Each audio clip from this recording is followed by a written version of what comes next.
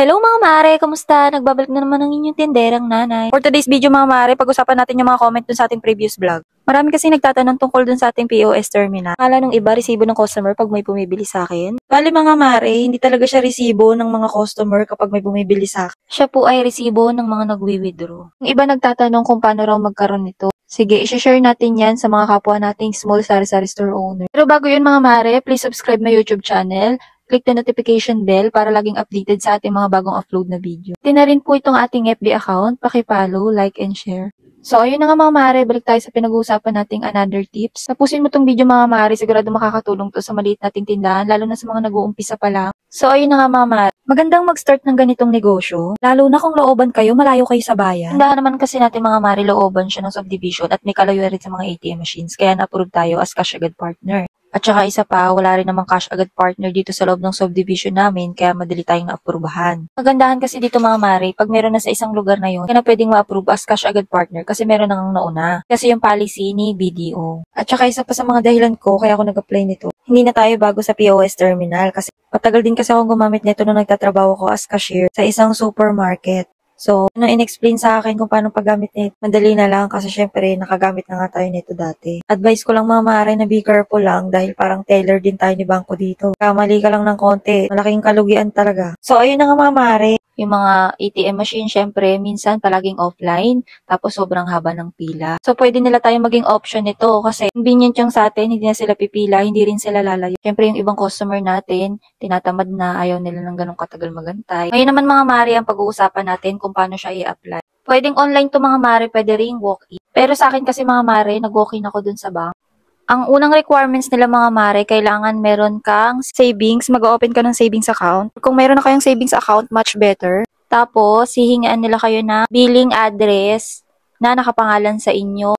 Katulad ng Meralco or bill ng tubig o wifi mo. Tapos yung mga permit ng tindahan mo. Yung dadalhin yung mga proof of billing mga mare, latest dapat yung date niya. Sa permit nyo naman, kailangan dala rin ninyo yung mga original copy. Tapos magdala na rin kayo ng mga Xerox copy. So yan mga mare, wait na lang tayo ng email or text kung approve na ba tayo. Check nila kung okay yung record ninyo, kung wala kayong atraso sa ibang mga bangko, ganun. Malinis yung pangalan ninyo, wala kayong pinagkakautangan, hindi kayo nasira. Tapos check din nila kung okay yung location ng store nyo, kung malayo talaga sa mga ATM machine. Tsaka pa lang tayo maa-approve. Kapang 2 months mga mare, na-installan na ako nito. Yun yung pagkakatanda ko. Usapang payment naman tayo mga mare. So dito wala naman tayong babayaran kay bank. Kailangan lang natin kumpletuhin yung mga requirements. Tapos mga mare, magdala rin pala kayo ng valid ID. Once na na-approve kayo mga mare, may pupunta sa inyo sales representative ng bangko. I-explain nila sa inyo lahat ang dapat ninyong gawin. Tapos may pipirmahan lang kayo. Yun, wait na lang kayo for installation. Itong cash agad na to mga mare, malaking bagay talaga siya, lalo na kapag yung mga ATM machine ay nauubusan ng laman, nag-offline. Kasi base sa naging experience ko, noong wala pa akong ganito, pag nagwi-withdraw kami, halos naikot na ata namin lahat, puro wala na. Naging nauubusan yung mga ATM machines nila. So tayo bilang cash agad partner, kumpara sa mga ATM machine, tayo yung kanilang pupuntahan. At hindi lang yun yung ikakagusto ng mga customer natin, mga mare. Dahil ang kagandahan dito, pwede nilang i-withdraw yung mga butal nila sa atin. Tulad ng 20 pesos, 5 pesos,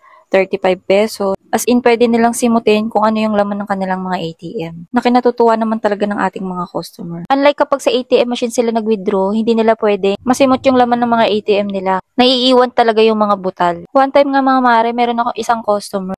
As in, naubusan siya ng cash, may dumating siyang delivery ng Shopee. So, ang ginawa niya, agad-agad siyang tumakbo sa tindahan ko para i-withdraw yung pambayad niya dun sa Shopee rider. Sabi pa nga niya na, buti na nga lang daw meron tayong ganong withdrawhan. Napaka-convenient nga naman sa kanya, hindi na siya punta pa ng bayan para mag-withdraw. Dahil wala nga kasama yung maliit niyang anak.